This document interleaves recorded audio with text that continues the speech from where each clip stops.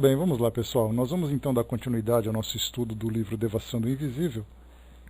Nós estamos no capítulo 7, é o nosso último encontro desse capítulo. E hoje mesmo, provavelmente a gente já inicia também o capítulo 8, Sutilezas da Mediunidade, na sua primeira parte, Então, retomando aqui o nosso raciocínio, nós conversamos no nosso encontro anterior sobre o trabalho que Dona Ivone ela realizou junto ao amigo beletrista, que após aquela insistência em querer publicar sua história e que acabou sendo recusada exatamente porque os detalhes, o conteúdo daquilo que ele pretendia trazer, nada mais era do que um relato de todo o seu sofrimento, toda a sua desgraça, ainda que fosse com a pretensão de também consolar aqueles que passavam por também outros dramas aqui no nosso mundo físico. Porém, como Dona Ivone lembrou, numa expressão muito interessante que ela utilizou, a doutrina espírita somente patrocina as publicações que chegam no mundo espiritual, desde que elas tenham um conteúdo moral significativo, não apenas para trazer a história, mas também para trazer a evolução moral, o trabalho de reconstrução, de regeneração dos espíritos envolvidos naquela trama, naquela história. Como no caso dele era apenas um relato, ela ainda comentou que nós temos tantos e tantos outros relatos semelhantes, sim, nos nossos jornais, nos nossos meios de comunicação, sem nenhum proveito, a não ser simplesmente um relato, um comunicado do mundo espiritual, contando um drama que é comum aqui no nosso cotidiano. Bom dia, João. E aí depois, então, ela, com essa insistência do espírito, ela acabou recusando, mesmo com a tentativa de sedução por parte do espírito, com fama, com dinheiro e tudo mais. Ela acabou então recusando e depois de um tempo o espírito desapareceu e depois ficou sabendo que ele estava, na verdade, ali próximo a ela, no trabalho de receituário, nos trabalhos mediúnicos de receituário que ela realizava, e ele então, por ter sido médico, quando encarnado, ele ajudava na prescrição das medicações para os pacientes que se apresentavam. E aí então, nesse trabalho silencioso, depois de algum tempo, ele então se apresentou como sendo então aquele espírito, mas já numa condição melhor, numa condição mais equilibrada, e ela então sendo parabenizada pelo Dr. Bezerra de Menezes, exatamente porque essa era uma grande prova que ela teria que superar. E como a gente vai ver aqui, ele lembra que se por acaso ela tivesse cedido a esse desejo do espírito de fazer esse trabalho, de ela ganhando fama e ele contando as suas histórias, isso acabaria resultando num processo obsessivo bastante grave, que ela correria o grande risco de cometer novo suicídio em virtude desse processo. Então, vamos aqui, nós estamos na minha edição aqui da FEB, na página 179, vou ler então esse trechinho final para a gente depois dar continuidade. E ela então comenta, graças à bondade do Mestre, que nos socorreu, vencemos todos. Beletrista terminou o curso e reencarnará quando desejar para novos testemunhos que implicarão na sua renovação para o domínio do espírito.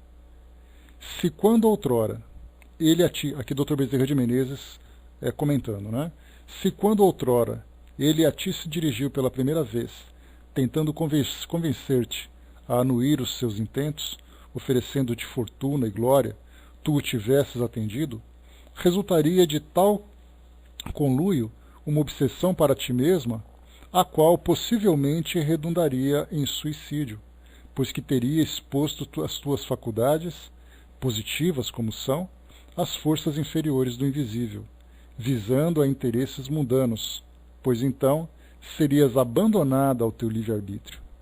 E para ele, agravo de responsabilidade e situações futuras precaríssimas, pois que beletrista, pela época, ainda não se encontra em condições de desempenhar um ministério espiritual de tal gravidade. Vejo, porém, a interrogação em teu cérebro e o suicídio por ele praticado. Isso porque a gente lembra que a história desse espírito, que não tem o seu nome declarado, então por isso, né, chamado de beletrista, por ser ali um amante das belas letras, poesia, literatura, uma boa escrita e tudo mais, ele então tinha se envolvido durante a sua encarnação com uma mulher que já era casada, num casamento muito difícil, onde ela era subjugada por um marido agressivo, por um marido dominador, e aí então nasceu um sentimento bastante intenso entre eles, e ela então, não resistindo a toda essa confusão afetiva que ela vivia, com abalo psicológico também, ela acabou cometendo suicídio por causa desse casamento, e ele, tomado por um sentimento de desequilíbrio emocional muito intenso, ele acabou desencarnando. E aí então ele acabou depois também relatando que ele era acusado de ter cometido suicídio, que na verdade foi uma crise, né, chamada popularmente de crise nervosa, muito intensa, que acabou fazendo com que ele desencarnasse. Provavelmente ali teve um AVC, né, um aneurisma cerebral, e acabou desencarnando de uma forma precoce. Então por isso chamada de suicida. E aqui então ela continuou levantando, né, essa dúvida, exatamente porque no desenrolar desse seu reequilíbrio, como diferentemente dos espíritos suicidas, ele se apresentava muito bem, né, já se mostrando para o trabalho, atuando e já também se colocando em condições de reencarnar. Um quadro muito diferente daqueles que apresentam suicidas, né, que tem um trabalho de reequilíbrio muito mais demorado. Não que um espírito suicida, que inclusive nós já chegamos a ler sobre isso, num dos nossos estudos sobre o suicídio, de uma jovem que cometeu suicídio, mas chegando no mundo espiritual ela rapidamente se regenerou, tomada pelo arrependimento e pelo sentimento de melhoria, e já se comunicava numa condição de um espírito bem adaptado ao mundo espiritual, já desprendido daquelas sequelas morais e psíquicas que tinha carregado durante o início, né, do seu ato. Então a gente vê que os casos dos suicídios que são apresentados trazem um efeito negativo para os espíritos que continuam durante muito tempo sofrendo emocionalmente, moralmente as consequências do ato. Mas para aquele que rapidamente se toma consciência da sua condição e já trabalha para a sua regeneração, não necessariamente se vê nessa condição de tanto sofrimento como nós vemos hoje. Mas é claro, né, que isso são exceções. De um modo geral, infelizmente, há muito sofrimento nesse ato. Então ela se perguntava aqui sobre o suicídio praticado, né? E aí, como é que ele ficaria? E aí então responde o Dr. Bezerra de Menezes: não houve exatamente um suicídio, na expressão costumeira do termo, visto que pela época do seu decesso físico, ele se encontrava totalmente preso em graves distúrbios nervosos, além de obsediado pela entidade suicida Maria Elisa, a qual, reconhecendo-se viva no além-túmulo, negava-se a abandoná-lo, afeita ao elo sentimental que os unira. Então aqui é um dos atos muito comuns que nós vemos também. Ele acabava sendo obsediado no próprio plano espiritual por um espírito que havia sido suicida, mas que se apegava a ele por laços afetivos, ainda que seja de uma forma desequilibrada, ainda que seja motivada pelo apego, mas que gerava sobre ele, né, um transtorno muito maior, exatamente porque ele, por todo o histórico que ele viveu nos seus últimos momentos da sua vida física, as lembranças já eram bastante perturbadoras e eram então potencializadas pelo estado mental dela, estado emocional dela, que sobre ele então exercia, né, uma força muito grande, fazendo com que aquele desequilíbrio se tornasse muito mais grave. Então por isso que nós vemos aqui que ela então, se vendo viva no mundo espiritual, se apegava a ele, e aí então nesse elo mental entre o obsediado e o obsessor, acabava então gerando uma problemática muito maior entre os dois espíritos. Ele, portanto, não teve a intenção de matar-se, não premeditou o suicídio, nem mesmo assistiu com os próprios nem mesmo assistiu com os próprios sentidos ao ato que praticou. E assim sendo, não houve o drama consciencial, ou seja, a responsabilidade de consciente infração a uma lei da natureza, no sentido lato do termo. Caberá, portanto, ao obsessor a maior dose de responsabilidade no lamentável ato.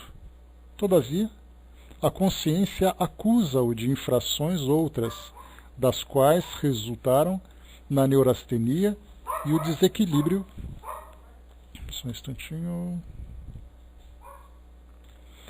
O desequilíbrio da própria personalidade, que deram causa à obsessão e ao suicídio, como respectivo estado de penúria moral do mundo invisível.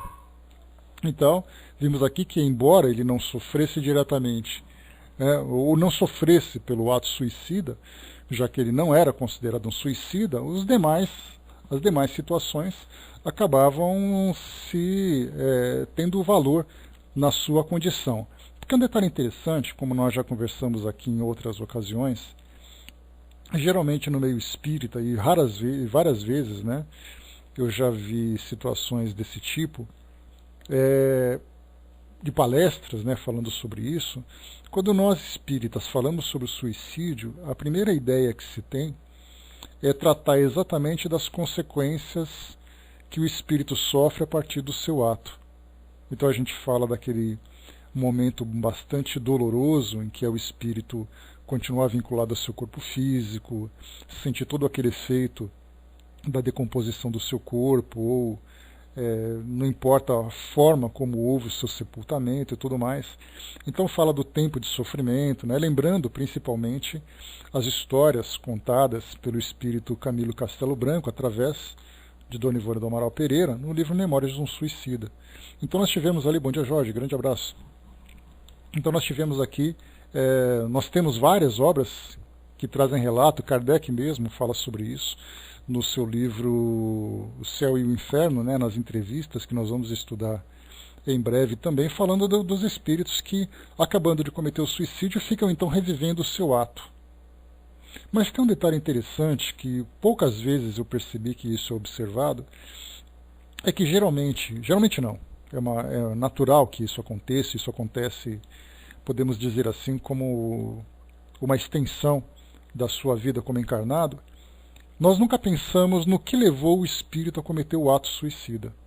Apenas analisamos o ato e depois a continuação no mundo espiritual a partir desse ato, vamos dizer assim, das consequências fluídicas que levaram o espírito, então, que agem sobre o espírito. Mas vamos supor que um espírito sofre de depressão. Essa depressão se tornou grave, fez com que ele cometesse o ato suicida, então, somado a todas as consequências dolorosas do desencarne abrupto, violento, das consequências fluídicas, o espírito continua sofrendo a depressão.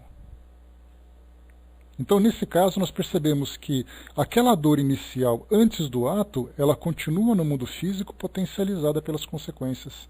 Então, na verdade, ao estudarmos o suicídio, e esse é um trabalho que nós fazemos, inclusive, no próprio atendimento fraterno que nós realizamos, nós da equipe Espiritismo.net nós realizamos, sempre quando for conversar com uma pessoa que, entrando em contato com o nosso trabalho, solicita uma orientação em virtude de estar ali com o desejo do suicídio, não é fazer aquele terrorismo dizendo, olha, não cometa o suicídio porque você vai sofrer isso. Na verdade, vamos trabalhar a causa do suicídio, porque no mundo espiritual essa causa vai continuar. Então, se houve, por exemplo, no caso dela, da Maria Elisa, que é essa personagem de quem nós tratamos, ela desencarnou, cometeu suicídio devido à sua grande infelicidade no casamento, devido ao sofrimento que ela teve, e no mundo espiritual, todo aquele desequilíbrio afetivo que levou que era a causa do suicídio, ele continuou no mundo espiritual. Por isso ela se apegou de uma forma muito profunda ao beletrista no mundo espiritual, porque aquela relação perturbada deu continuidade também no mundo espiritual.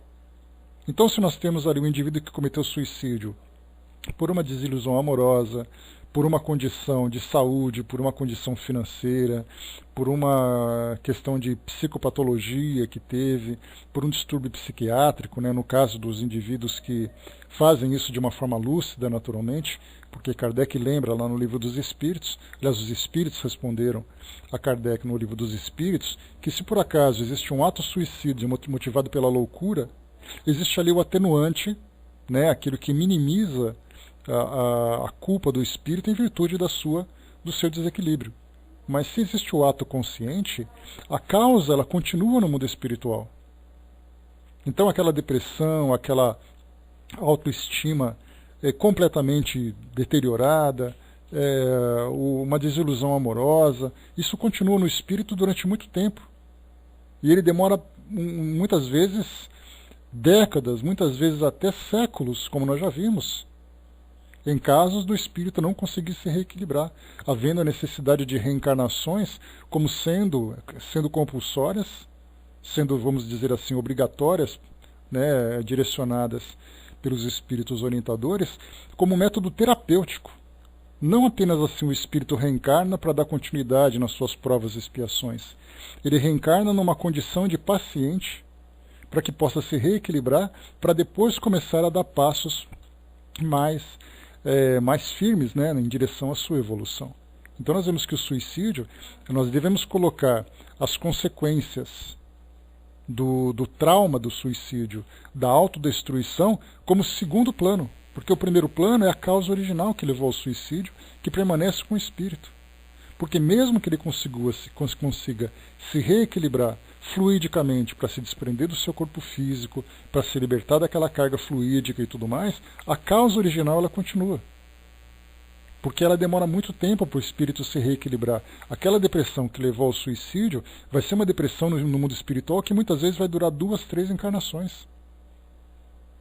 Aquela desilusão amorosa que levou, aquela decepção e tudo mais, no mundo espiritual o espírito se reequilibra fluidicamente, continua com aquela perturbação afetiva que vai ter aquela relação perturbada durante 2, 3, 4 encarnações entre os espíritos envolvidos. Isso seja questão de família, questão afetiva, seja ela como for. Então, a causa do suicídio é o que deve ser a maior preocupação no mundo espiritual para os espíritos. Naquele período de reequilíbrio, que é sem dúvida nenhuma muito doloroso, é algo que tem fim. Mas e a causa original? Que era o caso, por exemplo, que a gente via da própria Dona Ivone. 3 suicídios consecutivos. Então a gente percebe que o suicídio seguinte, depois do primeiro ato, vamos chamar assim, ele não foi causado pelo fato dela ter provocado o trauma original. Foi a mesma causa da angústia, da depressão, da infelicidade, que no segundo suicídio foi a causa também. E depois no terceiro. A gente vê isso nos livros, né, nos romances que ela conta a sua história do passado, que era a mesma causa, a infelicidade, a infelicidade, a infelicidade. E depois nessa terceira encarnação, né, sobrecarregada, vamos dizer assim, dentro desse processo de labor-terapia, né, do trabalho terapêutico, sobrecarregada de um trabalho mediúnico, de dificuldades para ocupar a cabeça e tudo mais, acabou não pensando no suicídio, embora fosse tentada o tempo todo, como nós vimos aqui. Então lembremos sempre, né, do suicídio, pensemos na causa, e essa causa continua. O efeito é o ato, mas o ato ele acaba sendo superado depois de um período, mas a causa ela permanece com o espírito. Andréa colocou aqui, né, inclusive estamos neste mês de setembro amarelo, né, mês de prevenção ao suicídio, né, uma campanha feita por várias entidades, né, de saúde pública e também de outras entidades privadas, como é o caso do CVV, chamado de mês amarelo, né, setembro amarelo. Como a gente tem ali você tem ali o outubro rosa, a gente tem ali o mês dos homens que é azul, que eu não lembro qual é o nosso mês, mas tem ali cada mês uma campanha diferente, né? Então esse especial é tratado exatamente do suicídio. A Magali colocou para nós, né, os obsessores não podem estar envolvidos no suicídio, amenizando a carga do suicida? Sim, pode. Né? Nós já tivemos histórico assim falando sobre o obsessor que provoca o ato, o obsessor que é, vamos dizer assim, um espírito doente, como era o caso da Maria Elisa, né,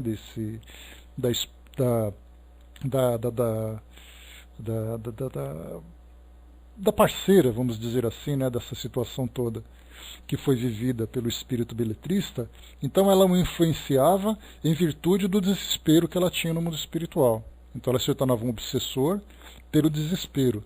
Mas nós temos o caso do obsessor, que é o vingativo. Então, tanto um como o outro, quando influencia o encarnado que o leva a um ato suicida, sim, sem dúvida nenhuma nós temos ali o ato, né, o agravante que é essa influência. Mas isso não tira do indivíduo que cometeu o suicídio a responsabilidade pela escolha que fez. Porque nós lembramos que a obsessão ela se dá exatamente em cima das fraquezas do encarnado, ou do espírito que é o obsediado. Então, se você cede a essa fraqueza, você tem a sua carga de responsabilidade. Então, como os espíritos disseram a Kardec, como eu comentei há pouco, somente no caso em que existe ali a loucura, né, um desequilíbrio completo, que o espírito ali, então, ele tem ali a isenção do peso da responsabilidade. Então, sempre tem ali, né, pelo fato dele ter optado por esse caminho, ele tem a sua responsabilidade. Então, inicialmente, sim, ele é culpado pelo suicídio. Depois, então, vem ali o desagravo pelo fato dele ter sido influenciado. Mas a culpa ele tem. Então, essa que é o ponto que a gente vê. Não é inicialmente você saber qual foi o obsessor que provocou. Foi a escolha que o indivíduo fez. Depois vai se analisar se ele fez uma escolha espontânea, por iniciativa própria, ou se ele foi influenciado por isso, mas não tira a responsabilidade que ele teve. Né? Não necessariamente, né, porque a gente sabe, Sueli, né, perguntando aqui, né, os obsessores não induzem o suicídio porque precisam daquele ser encarnado. Os espíritos que buscam a vingança desejam se vingar exatamente do indivíduo na condição de liberto. Então, não apenas ele estar desencarnado para os obsessores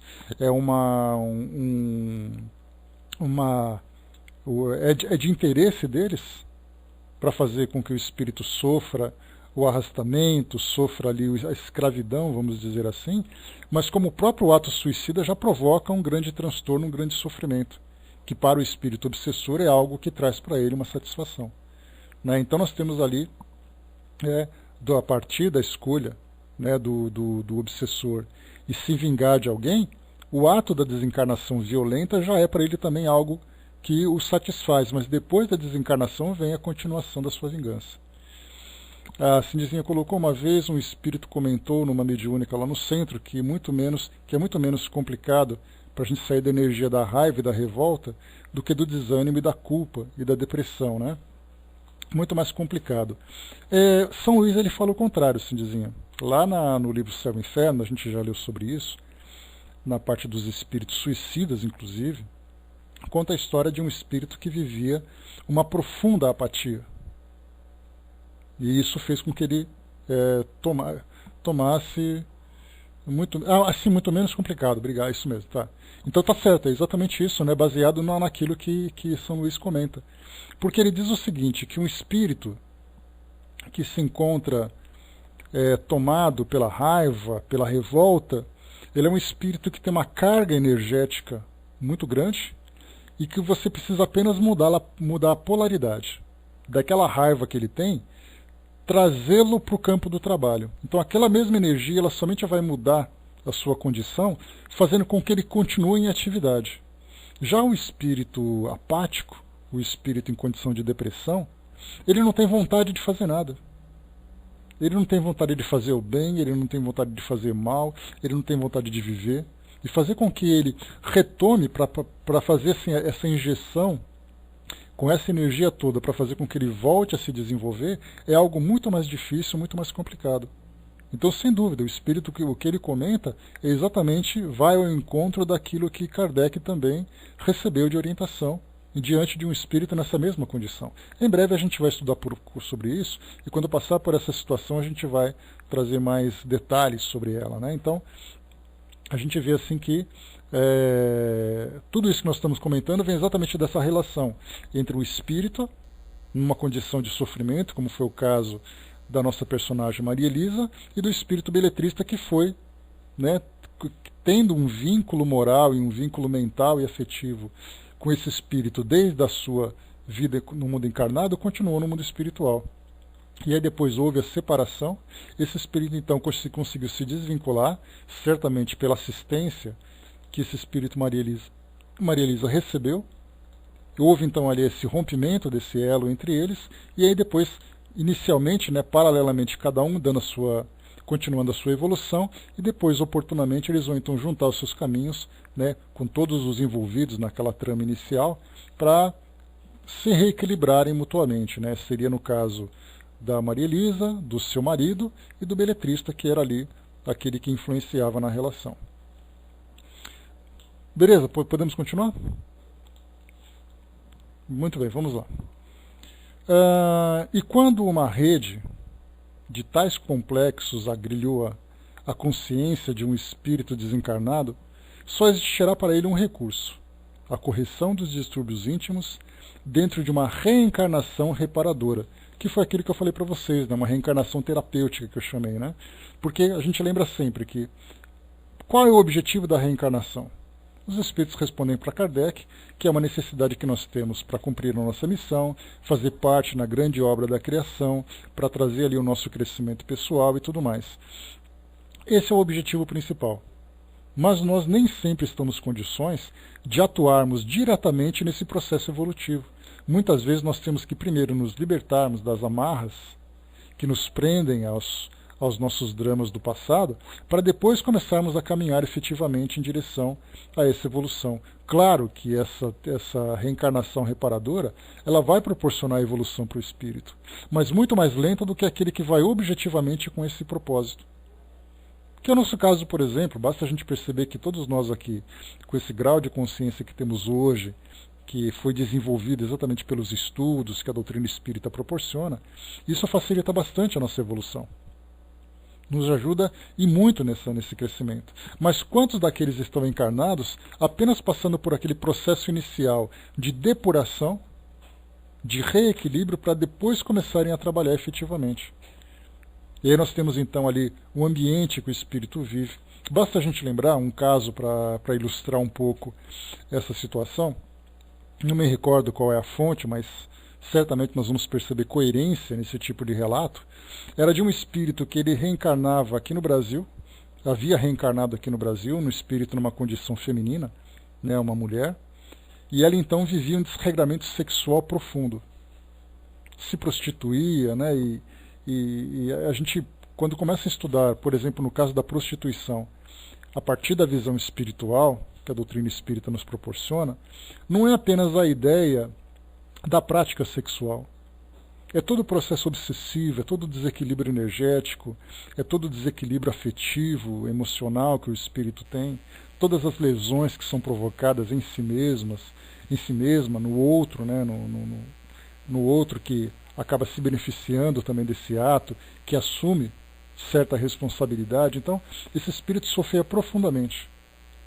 Para que ela pudesse se reequilibrar, ela sofreu muito no mundo espiritual, ela optou em reencarnar, optou não, indicaram, né, ou ela foi convencida a aceitar essa proposta, porque ela já tinha no mundo espiritual a consciência do seu ato e estava ali predisposta a passar por esse estado de reparação, de regeneração. Então foi proposto para ela uma reencarnação reparadora e ela aceitou. E a proposta foi exatamente isso, ela reencarnaria num país islâmico, desses radicais que nós temos, como Afeganistão, como o Irã, como o Iraque, e ela vivia com todas aquelas restrições que as mulheres sofrem naquele ambiente. Usaria aquela burca, teria ali uma restrição completa de uma atividade, de um comportamento social, ficaria restrito dentro de uma família controladora, para que ela pudesse se reequilibrar. Então a gente se pergunta, mas que vida tem um espírito como esse? Nós não sabemos qual é a história que ela teve. Claro que não são todos os casos. Lá naquela cultura nós temos espíritos envolvidos com o passado, com uma questão cultural, uma questão religiosa, mas esse espírito em especial reencarnou naquele ambiente como uma necessidade terapêutica. E a gente percebe assim que realmente poderia funcionar. Nós temos muitos casos de suicídio naquela região, de mulheres que são subjugadas, que são ali, que sofrem as agressões, não apenas físicas, mas também psicológicas, emocionais, que acontece muito dentro daquela cultura, e aí então muitos atos de suicídio são praticados. Ou é a mesma coisa também de outras histórias de mulheres que optaram em viver o celibato dentro de uma vida religiosa, como freiras, de uma vida de doação, de uma vida de restrição religiosa, para que passassem por um processo terapêutico de reconstrução, de reparação. Outro caso que nós tivemos também, né, que inclusive é citado dentro das obras do Chico, de um espírito que havia desencarnado, tinha ali uma relação com obsessores extremamente problemática.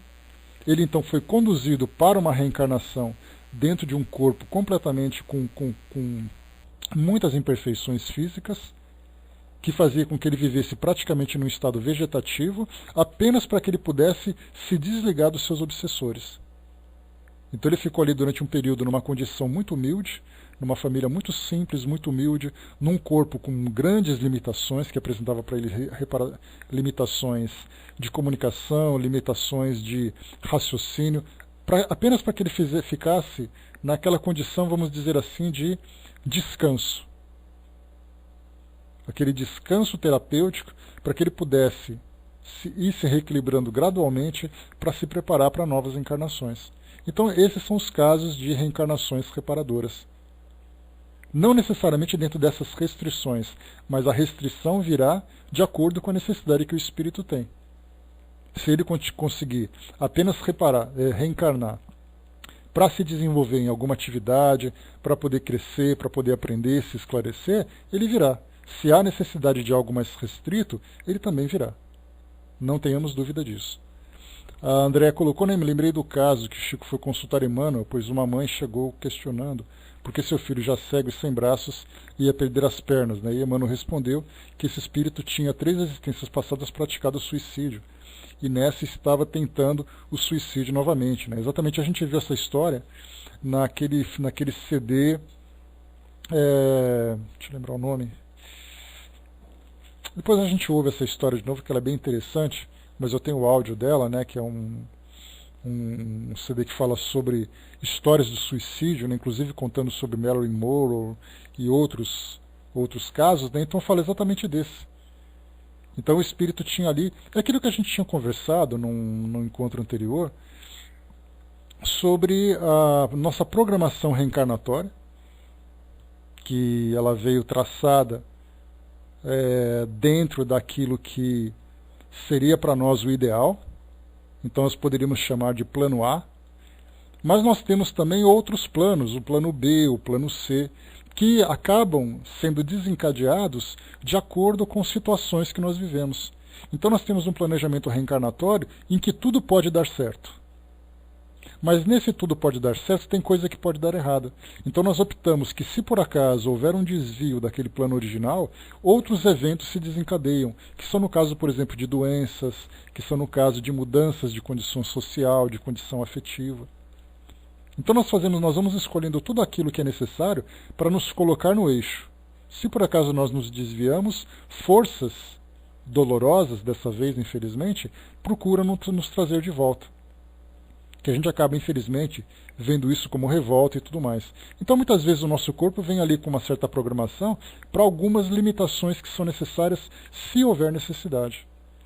Então, no caso desse espírito, ele tinha ali a condição da sua reencarnação. Como havia intenção de novo suicídio, apesar de todas as limitações que ele tinha, limitações que já eram consequências de atos anteriores, outras viriam então. Aí ele teve que sofrer amputações das 2 pernas porque ele tentava novamente fazer isso. E isso, segundo Emmanuel, foi opção do próprio espírito. Ele escolheu essas limitações caso ele não conseguisse resistir à tentação de cometer novo ato. E claro que não é uma vontade deliberada, eu estou com vontade de cometer o suicídio. É o medo, a fuga que ele optaria diante das dificuldades que ele teria que sofrer, que já era uma reencarnação difícil. Se ele não conseguisse superar todas as dores que seriam provocadas, dores de toda a ordem, dor física, dor social, dor moral, dor psicológica, dor de tudo quanto é jeito. Se ele não conseguisse superar tudo isso, ele então se deixaria levar novamente por essa fuga. e aí então ele optaria por limitações físicas para evitar que isso acontecesse. Então nós temos ali várias e várias histórias que nós poderíamos até criar, né? Criar assim situações fictícias, mas que se encaixariam perfeitamente nessas situações que nós vamos estudando, né? Da opção do espírito, das fraquezas que o espírito tem, das consequências do futuro, como seria o seu processo de reparação, de reconstrução. O importante para nós é assimilarmos o processo. Os detalhes de cada processo vai depender da história de cada espírito. E é claro, nós conhecemos uma ou outra história que chega para nós aqui como exemplo, mas apenas a título de ilustração. Mas o importante para nós é entendermos a essência desse processo. Porque aí cada caso que for aparecer, a gente sabe que ele se encaixa naquilo tudo. Ou seja, é essa mesma lei universal, essa lei divina, que coordena a vida de todos nós. Então, em casos em que nós temos ali atenuantes, agravantes e tudo mais, o processo é sempre o mesmo. Estamos aqui para evoluir e essas forças todas se juntam para nos impulsionar para essa evolução. Continuando, pessoal, vamos lá. Deixa eu pegar aqui. Nós paramos então em... Tá. Então aqui, como nós falamos, né, este noticiário, aqui em cima, né, deixa eu pegar aqui de novo... Então, a correção dos distúrbios íntimos dentro de uma reencarnação reparadora. Este noticiário que a te surpreende será, portanto, como a sua despedida, pois voltará muito breve a uma nova morada carnal. Agradece-te ele o que, como médium, a seu benefício fizeste, sem os saberes, dentro dos ensinamentos do Consolador. Aqui a gente falou sobre o trabalho, a parceria que ela tinha com esse espírito, fazendo aquele trabalho de receituário, né? Ele como espírito que a inspirava na psicografia e ela então como médium psicógrafa. E os dois nessa parceria, ela sem ter consciência acabou ajudando o espírito nesse trabalho. 27 anos de estudo, de meditações e trabalhos, de lágrimas e experiências nas paisagens da pátria espiritual, em conjugações com a Terra, reabilitaram-no plenamente para que dele esperemos vitória decisiva no futuro aprendizado terrestre. E isso que a gente lembra foram 27 anos, desde o momento em que ele ofereceu a sua história para a psicografia através da Dona Ivone, e aí então, recebendo a recusa, como nós comentamos no início, ele então se afastou dela, pelo menos se afastou das percepções dela, e 27 anos depois, ele então se comunicou novamente, se apresentando já nessa fase de despedida. Então ele ficou durante quase 30 anos em silêncio, trabalhando ao lado dela sem que ela percebesse. Então a gente vê a beleza do que é essa relação do mundo espiritual, oferecendo sempre oportunidade para que o espírito possa crescer. Assim dizia, perguntando, por que essa consciência de escolha que fizemos se perde tanto durante a nossa vida física? Tem um amigo que vive uma revolta intensa por conta das sequelas de uma desoxigenação durante o nascimento. Ele fala que ainda vai acertar as contas com o pessoal do outro lado, que Deus pesou a mão. Eu tento fazê-lo ver o outro lado, mas não consigo muita coisa. Estarmos no mundo espiritual, incentivados pelos espíritos, envolvidos naquela vibração positiva e otimista, para fazer com que nós alcancemos, né, o nosso sucesso, é muito diferente quando nós estamos aqui no mundo físico e nós perdemos assim toda a percepção dos espíritos e dessas vibrações que nos envolvem. Nós então caímos numa realidade, entre aspas, porque nós nos desvinculamos da outra realidade. Então essa nossa realidade, que ela é dolorosa, porque nós sentimos na pele. Eu falar para você assim que é muito fácil, você vai, por exemplo, ao médico e ele fala para você, olha, nós precisaremos fazer uma cirurgia. Nós vamos fazer um corte aqui, vai anestesiar, depois ali você vai demorar 30 dias para se recuperar, e depois você vai ficar tudo bem, e a gente fala, beleza, doutor, vamos lá que a gente vai fazer essa cirurgia. Até a hora que você sai do centro cirúrgico e a dor começa a aparecer. Aí muita gente fala assim, por que eu fui fazer isso? Meu Deus, como isso está doendo, eu não sabia que ia doer tanto. Então você planejar um procedimento é uma coisa, você viver o procedimento é outra. Então, no nosso caso das reencarnações, não é apenas uma questão de dor física que muitas vezes nós sofremos pelas restrições do corpo. É uma dor moral que vai nos acompanhando, é o constrangimento, é o orgulho, muitas vezes é a rejeição, é a revolta. São todos os sentimentos que estavam previstos, mas eles só foram sentidos no momento em que o espírito efetivamente viveu aquela experiência. Então o nosso planejamento ele é feito na teoria. A vivência é na prática, é muito difícil. Então, uma outra situação que a gente pode perceber é o caso da Olimpíada. O indivíduo fala assim, olha, eu vou treinar para poder ganhar aquela medalha. Aí começa o treinamento. São dores, são impedimentos de vida social, de prazeres que ele poderia viver em cima de um sacrifício. Nesse caso, ele está motivado para aquele prêmio final. No nosso caso, é uma motivação moral, que nem sempre acaba sendo convincente. Então, por isso que é muito difícil a gente ter tudo isso. E uma situação também, Cidizinha, que é importante a gente lembrar, é a diferença entre provas e expiações. Geralmente a gente tem ali as expiações como sendo uma consequência daquilo que nós vivemos, né? Já tivemos ali esclarecimentos, já vi Kardec colocando isso na Revista Espírita, falando da diferença entre provas e expiações, e já li também outras obras falando sobre a diferença de uma e outra, e tive ali definições diferentes. Mas na essência é que muitas vezes uma prova, uma expiação, ela é imposta para o espírito. Se ela é imposta, naturalmente o espírito não aceita. Então no mundo espiritual vai dizer para ele, olha, você vai porque você precisa, porque você sofreu isso e você precisa acertar. E aí o espírito faz aquele bico, bate o pé, igual aquelas crianças que a gente tem, né? Que fica se esperneando no chão, aquela coisa toda, mas vai desse mesmo jeito. Então é coisa que meio que imposta para ele. Então naturalmente ele é tomado por revolta. Por outro lado, nós temos aqueles que aceitam, que sabem que é necessário, já têm um grau de consciência. Então a sua vida, apesar das dificuldades, acaba sendo muito mais tranquila. Nós vemos muito isso em hospitais. Já comentamos com esse exemplo, né? Você pega 2 leitos, você tem 2 doentes com o mesmo problema. Um é tranquilo, o outro é revoltado. Por que essa diferença? Não é por uma questão apenas de personalidade. Muitas vezes isso tem um histórico muito anterior, em que um recebe uma imposição e o outro aceita isso como uma necessidade pessoal de regeneração, né? Pois é, essa aqui, quando você é meio forçado a fazer isso, né, que você tem que engolir isso tudo, quando você chega aqui, você se revolta, aí o espírito vira aquele rebelde total. Mas há aqueles casos de espíritos regenerados. Nós vamos ver sobre isso lá no item Expiações Terrestres, do nosso livro Céu e Inferno, o garoto Marcel, que nós vimos, né, o Marcel, o menino do número 5, número 4, nunca lembro desse moleque. Então no número 4 lá, a gente vê que era um garoto, né, número 4, né? Então a gente vê que era um garoto, um adolescente, uma criança praticamente, com um problema tão doloroso e que mostra uma maturidade absurda. Enquanto que nós temos muitos marmanjos, né, pelo mundo afora, que tem uma unha encravada ali e fazem aquele escândalo todo, né? Então a gente vê a diferença do que é de um para outro. Então é difícil a gente fazer um julgamento, né, para poder concluir esse raciocínio.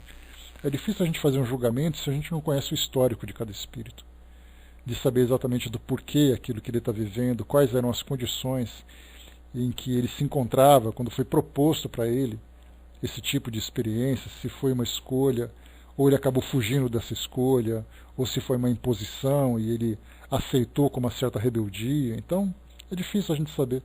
Mas certamente aquele espírito que se rebela contra uma experiência como essa é aquele espírito que não entendeu ainda a importância da experiência que está vivendo, né? Mas lamentavelmente é aquela história, né, que a experiência vem como um aprendizado. Se o aprendizado não foi assimilado, novas experiências, talvez com características diferentes, adequadas à condição do espírito, ao seu grau de compreensão, à sua resistência moral, à sua disposição, novas experiências serão propostas, né? E aí nós só podemos imaginar assim que, entre aspas, os engenheiros espirituais que projetam a nossa encarnação, eles consideram todos esses fatores. Então, mais uma vez, aquele nosso velho lema, né? Tudo que é mal feito tem que ser feito 2 vezes.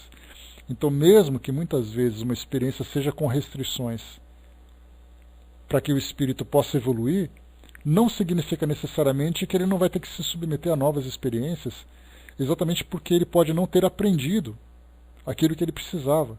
Se era humildade, se era ali recuperar uma tendência, se era se reequilibrar. Se aquilo que ele viveu, com todas as limitações, mas foi vivido com revolta, com rebeldia, e nada daquilo que moralmente ele deveria transformar foi transformado, ele será forçado a fazer isso futuramente. E é por isso que a doutrina agora ela vem para nós como com esse aspecto consolador. Quando se fala que a doutrina espírita é consoladora, não é apenas para consolar aqueles corações que perdem entes queridos, porque a imagem que a gente tem é assim, né? Você fica pensando na desencarnação de um ente querido e você se consola pelo fato de você ter ali o entendimento sobre a vida no mundo espiritual, a continuidade da vida, de você saber que a pessoa está viva, que o amor continua. Muitas vezes isso vem de uma forma também para situações do nosso dia a dia. É o consolador por uma vida social difícil, para uma vida para saúde problemática, para questões afetivas problemáticas. Tudo isso vem como esse consolador, né? É a melhor forma, né? Sempre tentar fazer, por mais difícil que seja, tentarmos superar tanto quanto possível, né? Porque nós somos espíritos ainda num processo de evolução, num estágio evolutivo ainda muito infantil. E naturalmente nós vamos ainda cair nessas fraquezas. Mas quanto mais consciência nós tivermos da importância desse trabalho, e o maior o esforço que nós dedicarmos e aplicarmos nessa transformação, melhor será o resultado, mesmo que nós não atendamos a tudo aquilo que se esperava. De imaginar que nós seremos absolutamente resignados, confiantes, perseverantes. A gente lembra que Chico Xavier também chorava muitas vezes. Né? Mas como ele lembra, né, naquela passagem que eu gosto muito, o espírita chora escondido, depois lava o rosto e volta a trabalhar. Exato, né? Continuando ainda, né, com essa relação com o mundo espiritual, que a Vela lembrou, né, que os espíritos estão ali para dando força, motivação. Nós vimos isso, inclusive, na quinta-feira passada, falando sobre a prece, estudando no Evangelho segundo o Espiritismo, que muitas vezes a prece não muda a situação que nós estamos vivendo, mas nos modifica diante dessa situação. Vem todo o apoio, o amparo, o encorajamento, o estímulo para que tudo dê certo. Então é sim, né? Claro que nós somos falhos, mas a nossa compreensão e essa transformação que nós vamos sofrendo a partir desse esclarecimento nos ajuda muito nesse processo. Continuando então, vamos lá.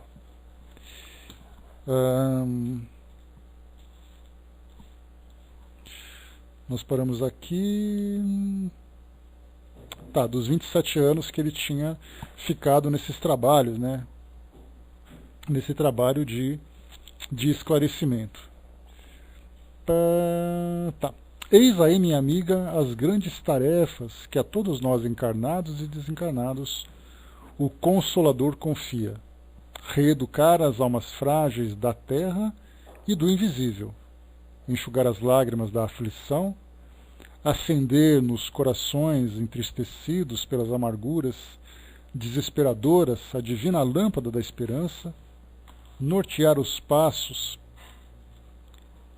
do caminheiro da vida ainda vacilante e levar a criatura finalmente para a glória da harmonização consigo mesma e com as leis do seu Criador para o triunfo na vida imortal.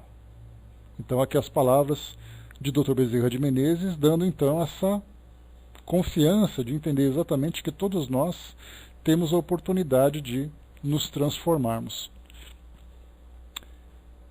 Aqui, ao nosso lado agora, desenha-se a figura perispiritual do antigo e bom amigo beletrista.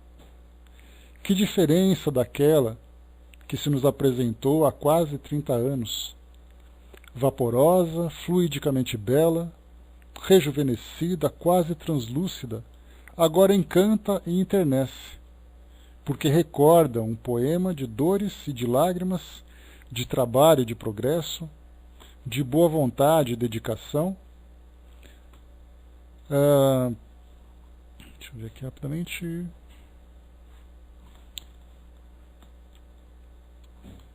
drama acerbo que a doutrina do Senhor remediou e consolou.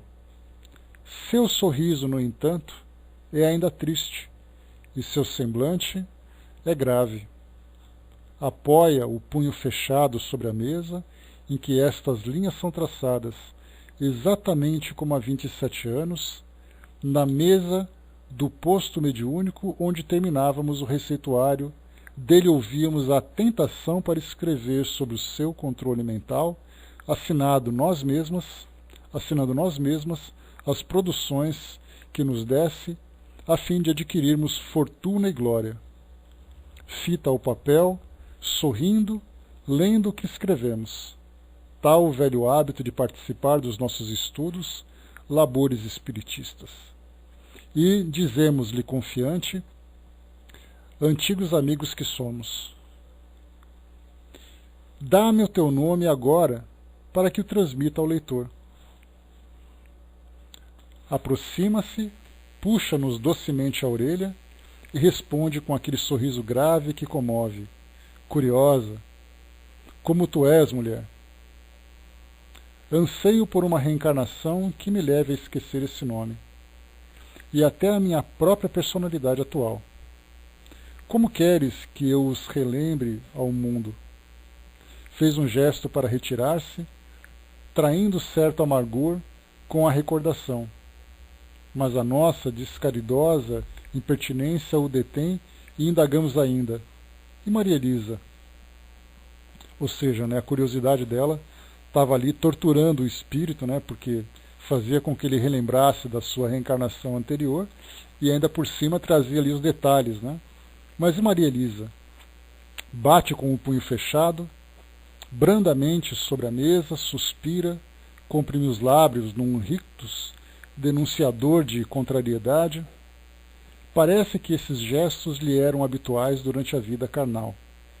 E responde: bem, a misericórdia do Eterno foi grande bastante para se estender sobre as suas imensas desgraças. Só um instantinho.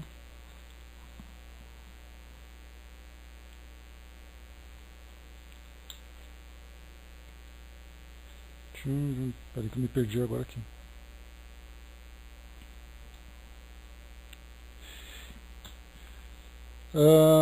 Bondade do venerando Dr. Bezerra de Menezes foi a intermediária que Deus se serviu a fim de socorrê-la. E lá se vai o beletrista, caminhando a passos lentos por uma estrada suavemente inclinada, sempre a mesma, mas agora que esbatida por cintilações de opala. Vemo-la ainda muito ao longe, quando nada mais há a fazer, senão preces amigas pela sua vitória final. Então aqui nós terminamos esse capítulo, o capítulo 7, o amigo beletrista, o beletrista, que é o título, e isso mesmo, beletrista, o amigo beletrista. E aqui vimos então, a gente nem vai começar o capítulo 8, porque falta pouco tempo para concluirmos o nosso estudo de hoje, para começarmos o capítulo 8, as sutilezas da mediunidade, mas o interessante foi que nesse capítulo 7, porque como o título do livro é Devassando o Invisível, nós estamos devassando o invisível, ou seja, abrindo as portas para conhecer todos os seus mistérios. Aquilo que Kardec trouxe para nós veio como base de todo o conhecimento que nós temos. E Dona Ivone, então, ela, estudiosa da doutrina espírita que era, ela procurava, com as suas experiências pessoais, ilustrar tudo aquilo que foi apresentado para nós a partir dessa base doutrinária. O que nós vimos aqui, então, foi a parte da comunicação dos espíritos, o trabalho dos médiuns, a gravidade do trabalho dos médiuns, na seleção daquilo que vai ser apresentado aqui para o mundo físico através da mediunidade, as suas intenções, as condições dos espíritos que se comunicam. Nós comentamos sobre isso no nosso encontro anterior, que o fato de ser um espírito já desencarnado naturalmente, que queira se comunicar, não significa que ele tenha conhecimentos da doutrina espírita. Não significa que ele tenha valores suficientemente desenvolvidos para que possa trazer para nós um trabalho equilibrado, um trabalho elevado, né, para o nosso desenvolvimento. Ele é um espírito que quer se comunicar. E querendo se comunicar, ele vai simplesmente escolher um canal e vai contar a sua história.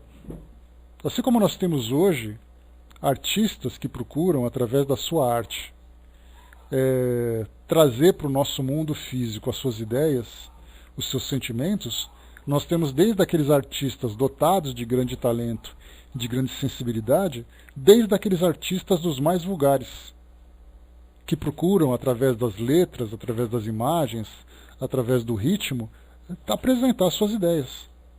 E aí nós temos aquilo que existe de melhor e daquilo que existe de pior, sem nenhum compromisso com a arte propriamente dita. Que a gente pode dizer que a arte nada mais é do que a forma como o espírito manifesta os seus sentimentos, as suas ideias. E aí então ele vai usar a sua criatividade e tudo mais. A mediunidade, dentro desse campo moral, é a forma como é expresso aquilo que existe no mundo espiritual. Então, aquele que se encontra desencarnado procura, através desse meio, manifestar suas ideias. Agora, se o médium, que é exatamente o intermediário, que vai fazer ali a filtragem daquilo que chega para o mundo espiritual, se ele não tiver a preocupação de selecionar aquilo que é produtivo ou não, ele acaba se tornando corresponsável por aquilo que o espírito traz. Então, se por acaso ele procura, através da sua mediunidade, transmitir a ideia do espírito, que traz para nós confusão, perturbação, desequilíbrios de toda a ordem, desequilíbrios da compreensão, desequilíbrios do afeto, desequilíbrios da sensualidade, dos vícios e tudo mais, e o médium é portador dessa mensagem, ele é tão responsável quanto. Diferentemente do carteiro, que entrega uma carta nas nossas casas sem saber o conteúdo que tem no envelope, o médium deve saber qual é o conteúdo do envelope que ele recebe, antes de entregar. Porque aí ele vai se tornar, mais uma vez, corresponsável por aquele desequilíbrio que vai ser provocado. Então essa é a mensagem principal. E também, no início desse capítulo do Beletrista, nós falamos sobre a iniciação que ela trouxe, né? A Dona Ivone trouxe ali para nós, fazendo ali uma pequena comparação, obrigado, Cindizinho, uma pequena comparação com aquilo que Kardec apresentou, que basta iniciar o trabalho mediúnico e desenvolvendo essas habilidades, que tudo está pronto, mas falava exatamente sobre essa iniciação, que seria, na verdade, uma preparação dentro de uma determinada filosofia para que o médium possa se desenvolver e desenvolver o seu trabalho. No caso dela, ela tinha vínculos, então, com espíritos egípcios e hindus. Então, o médium não é apenas aquele que nós vemos, porque, na verdade, essa é a ideia que nós temos, né? Eu sou médium, então, onde eu posso psicografar? Mas a ideia não é onde você pode psicografar, é o que você... Quais são os seus compromissos para começar aquela psicografia? Então nós temos médiuns vinculados com filosofias e doutrinas orientais, doutrinas africanas, como é o caso da própria egípcia, do Oriente Médio, do subcontinente asiático. Nós temos ali compromisso com filosofias dos indígenas, dos africanos, agora trazendo para a parte dos ex-escravos. Nós temos ali médiuns comprometidos com a filosofia católica, com a filosofia protestante, embora não se denominem como médiuns, mas como pessoas dotadas de um poder trazido por entidades, pelo Espírito Santo. Nós temos médiuns comprometidos com a filosofia espírita, embora seja uma filosofia muito nova, comparada com essas doutrinas tão antigas, doutrinas muitas vezes milenares. Então o médium por si só, ele possui dois vínculos. Possui o vínculo com a instituição onde ele atua, ou com o grupo com o qual ele se encontra vinculado, porque nós temos ali aqueles que podemos chamar de médiuns autônomos ou médiuns independentes. Eles não estão vinculados com uma casa espírita, ele psicografa na casa dele. Nós temos ali vários médiuns que simplesmente fazem um trabalho porque são capazes de fazer e fazem ali no conforto de suas casas. Sempre tem que dar satisfação para presidente de centro espírita ou para dirigente de grupo mediúnico, sem nenhuma preocupação. Mas, de um modo geral, pelo menos dentro da doutrina espírita, os médiuns estão, e também de outras filosofias, como é o caso, por exemplo, da Umbanda, do Candomblé, né, que são religiões que têm uma atuação mediúnica intensa, esses médiuns estão vinculados a essas instituições. Então, essa é a visão que nós temos a partir do mundo físico. Onde o médium se encontra inscrito, onde ele trabalha. Mas nós temos também a visão do mundo espiritual. Qual é a filosofia que ele adotou para fazer o seu trabalho? Quais são os espíritos com quem ele tem vínculos? Basta a gente lembrar, por exemplo, o próprio Divaldo ou o Chico Xavier. Nós temos ali dois grandes médiuns dentro do meio espírita, onde nós tínhamos que o Chico começou a fazer um trabalho de psicografia com Emmanuel antes mesmo de estar vinculado diretamente a uma casa espírita. Ou o próprio Divaldo começava a fazer seu trabalho, mas Joana de Ângeles já tinha um compromisso com ele muito antes dele começar com a casa espírita. Não que eles não estivessem frequentando já centros espíritas, mas o compromisso que eles tinham com esses espíritos vinha muito antes. Então nós percebemos assim que o médium, ele tem ali o médium físico, que nós percebemos, e tem o médium espírito, que é aquele que nós não vemos, pelo menos na condição de espírito. Mas nos dois mundos ele se encontra vinculado. Então ele tem ali vínculo com o mundo espiritual, vínculo com o mundo físico. E esse vínculo com o mundo físico nada mais é do que a ponta de um iceberg. Então é isso que nós temos que perceber quando observarmos um médium trabalhando e, para quem é dotado de mediunidade, perceber também esse compromisso que foi adotado. O fato de estar psicografando aqui agora é aquela pontinha do iceberg que está aparecendo na superfície. Mas o grande corpo dele é o compromisso espiritual que ele assumiu há muito tempo, com as equipes espirituais, com os espíritos que se vinculam a ele para transmitir uma determinada mensagem, uma comunicação. A gente lembrar, por exemplo, de um médium que... Por exemplo, José Arigó, um médium bastante conhecido aqui no Brasil, décadas de 1970, 1980, fazendo cirurgias espirituais com o Dr. Fritz. Independente daquilo que a mídia destacou, né, com todas as cirurgias, com sangues para cá, provocando choques emocionais nas pessoas que viam aquelas cenas e tudo mais, a gente pode imaginar esses espíritos se vinculando muito antes da própria encarnação. Então ele estava vinculado com as entidades que davam suporte, depois ele se vinculou às instituições que davam o apoio logístico para o desenvolvimento desse trabalho. Podemos citar, por exemplo, mais uma vez, falar do próprio Kardec. Quem é Allan Kardec? É o codificador da doutrina espírita, é assim que nós o entendemos. Mas e o Kardec vinculado com o mundo espiritual? Que durante muito tempo se preparou junto com toda aquela equipe de espíritos que iam ali fazer com que aquele projeto de uma nova filosofia se fizesse presente aqui no nosso mundo, os espíritos que davam apoio. Porque a impressão que a gente tem é que Kardec apareceu, ele falou assim, olha, eu vou observar isso e vou fazer acontecer. Aí os espíritos, por acaso, vamos aproveitar aquele moço ali que ele está interessado. A coisa não aconteceu assim. Então todo aquele retrospecto do espírito vinculado com esses espíritos antes mesmo da sua encarnação é algo que tem grande significação para nós, grande significado. Então nós temos sempre que lembrar que todo trabalhador, até mesmo aqueles que não são médiuns, vinculados a trabalhos em instituições, nós vinculados aos trabalhos nas casas espíritas que nós frequentamos, nos grupos onde nós nos encontramos filiados, muitas vezes nós achamos assim, por acaso eu apareci por lá. Mas e o compromisso que nós tínhamos antes? Tudo aquilo que nós fizemos de preparo, o que foi traçado, o que nós poderíamos fazer, o que nós deveríamos fazer, o resultado disso tudo isso foi planejado muito antes. E isso acontece não apenas dentro do meio espírita.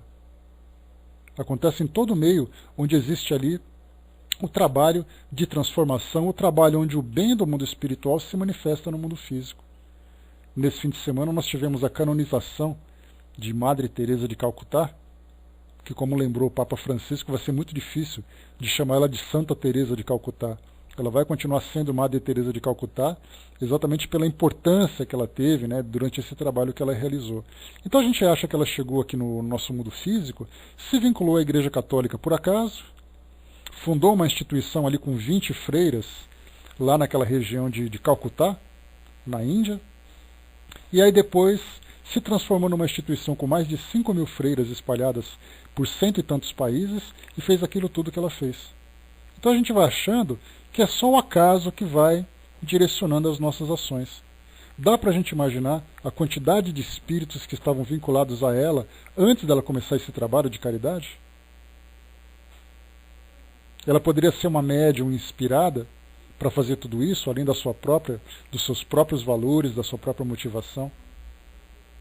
Então a gente começa a perceber assim que o que nós vemos hoje é apenas a manifestação física daquilo que existe no mundo espiritual.